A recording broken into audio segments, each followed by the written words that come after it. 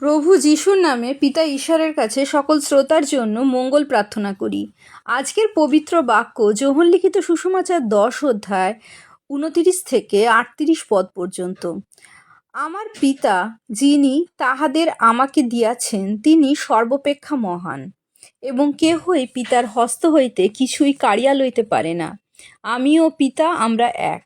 যিহুদীরা আবার তাহাকে মারিবার জন্য পাথর তুলিল।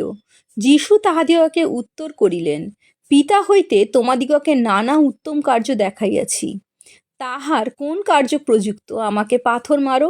যিহুদীরা তাহাকে এই উত্তর দিল, উত্তম কার্যের জন্য তোমাকে পাথর মারি না, কিন্তু ঈশ্বর নিন্দার জন্য, কারণ তুমি মানুষ হইয়া আপনাকে ঈশ্বর করিয়া তুলিতেছ।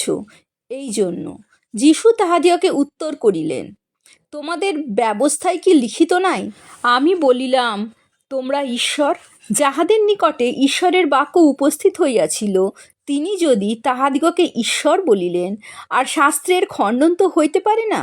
তবে যাহাকে পিতা পবিত্র করিলেন ও জগতে প্রেরণ করিলেন, তোমরা কি তাহাকে বলো যে তুমি ঈশ্বর নিন্দা করিতেছ?